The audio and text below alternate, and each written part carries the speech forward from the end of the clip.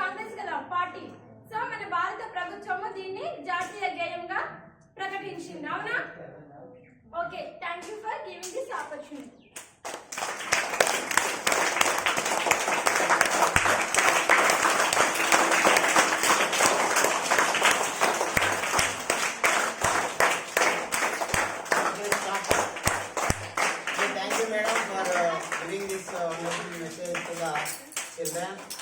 I hope you understood what madam said. చెప్పింది అర్థమైందా? Madam చెప్పింది అర్థమైంది సార్. సో అంటే మన దేశంలో ఉన్నటువంటి శాంతి ద్వారానే మనం ఏదైనా సాధించవచ్చు అని ఈ గేయంలో ఉన్న విషయాన్ని మేడం చెప్పింది.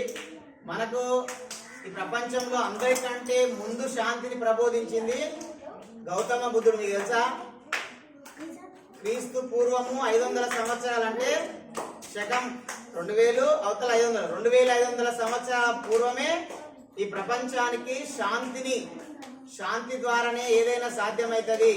హింస ద్వారా వద్దు, హింసను వ్యతిరేకించాలి. హింస అనేది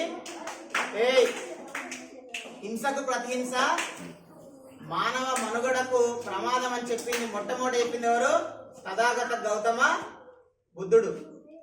మరి మన దేశంలోనే మన భారత ఉపఖండంలోనే జన్మించినటువంటి గొప్ప వ్యక్తి మరి తథాగత బుద్ధుడు చెప్పినటువంటి విషయాలే మన మన మహనీయులు మన ముందున్నటువంటి వాళ్ళందరూ కూడా ఫాలో అయ్యారు.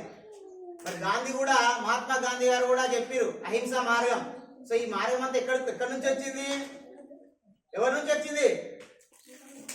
తథాగత బుద్ధుడు చెప్పినటువంటి అంశం నుంచే వచ్చింది. సో కాబట్టి మరి మన దేశంలో అలాంటి ఎందరో మహనీయులు ఎన్నో మంచి మంచి విషయాలు చెప్పారు. సో వారి బాటలోనే మన స్వాతంత్రాన్ని తీసుకోవడం జరిగింది. సో నా రిక్వెస్ట్,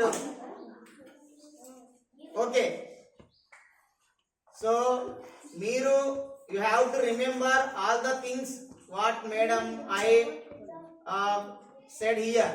నేను చెప్పినవన్నీ మీరు గుర్తుపెట్టుకోవాలి. గుర్తుపెట్టుకుంటారా? చెప్పండి, ఎప్పుడు పబ్లిష్ అయింది ఇది?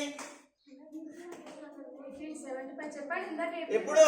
నవంబర్ 7, 1875. ఎవరు రాసిరు? Who wrote this? Bankim Chandra Chatterjee. Okay, ఆ తర్వాత ఎక్కడ నుంచి తీసుకోవడం జరిగింది? దీన్ని ఆనంద్ మఠ అనే నవల నుంచి తీసుకోవడం జరిగింది. మనం రెగ్యులర్ ఇంతకుముందు మీరు విన్నారు, మీరు కొద్ది పాడిరు, తర్వాత మిగతా పాడలేకపోయారు.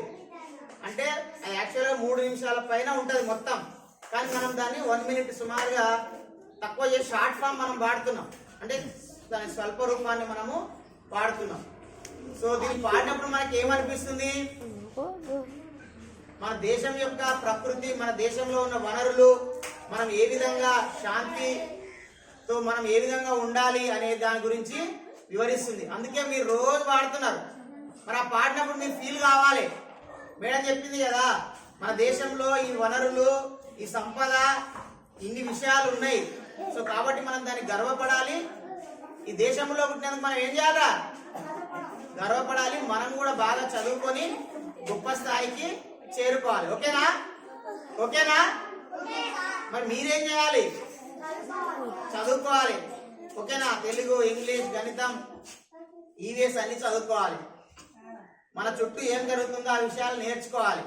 సో మనం కూడా గొప్ప స్థాయికి, ఇగో ఇక్కడ ఉన్నటువంటి వాళ్ళు ఆ స్థాయికి వెళ్ళాలి. బంకిం చంద్రచటర్జీ ఎట్లయితే తన యొక్క సాహిత్యం ద్వారా సమాజాన్ని చైతన్యపరిచిండో, మీరు కూడా గొప్ప రైటర్స్ గా కావాలి. గొప్ప రైటర్ గా ఎదగాలి. మీరు కూడా రాయాలి.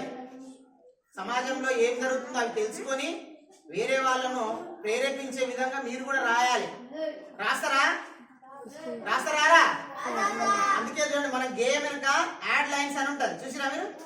రైమ్ తర్వాత, గేమ్ తర్వాత ఏముంటది? యాడ్ లైన్స్ ఉంటాయి కదా. అంటే మీకు ఇప్పటి నుంచే మీ ఆలోచనను మీరు ఆలోచన చేసి ఆ పైన ఏ విధంగా ఉందో అది చూసి దానిలాగా మీరు ఇప్పటి నుంచే ప్రాక్టీస్ చేయమని ఇస్తున్నారు. అది వేరే దాంట్లో చూసో లేకుంటే ఇంకో వేరే దాంట్లో చూసి రాయకూడదు. మీకు సొంతంగా ఆలోచన చేసి రాయాలి. అంటే మనం సొంత ఆలోచన అనేది వ్యక్తపరచాలి. మన భావాలను అక్షరం రూపంలో వ్యక్తపరచాలి. చేస్తారా మీరు? చేయండి. మీరు కూడా అట్లా చేయండి. అక్షరం అనేది ఎప్పటికి కూడా నశించనిది. మీరు ఒక బుక్ రాసిరనుకో, ఆ బుక్ అనేది మీరు చనిపోయిన తర్వాత కొన్ని 100,000 సంవత్సరాలకు కూడా ఆ పుస్తకాన్ని ఇంకొకరు చదవచ్చు. సో మరి అట్లాంటి గొప్ప విషయాలు అందించినటువంటి మహనీయులందరినీ కూడా మనం గుర్తు చేసుకుంటూ మరి ఇంత స్వాతంత్రాన్ని అందించి మరి ఆ స్వాతంత్రంలో పాల్గొని విరోచితంగా పోరాడి వాళ్ళ యొక్క జీవితాలను కూడా త్యాగం చేసి మనకు స్వాతంత్రాన్ని అందించినటువంటి ఆ అమరవీరులను గుర్తు చేసుకుంటూ మరి వాళ్ళ ప్రేరేపణ అందించినటువంటి వందే మాతర గీతాన్ని మనం ప్రతిరోజు వాడుకుంటున్నాం కాబట్టి ఆ యొక్క స్ఫూర్తిని మనం కంటిన్యూ చేయాలా?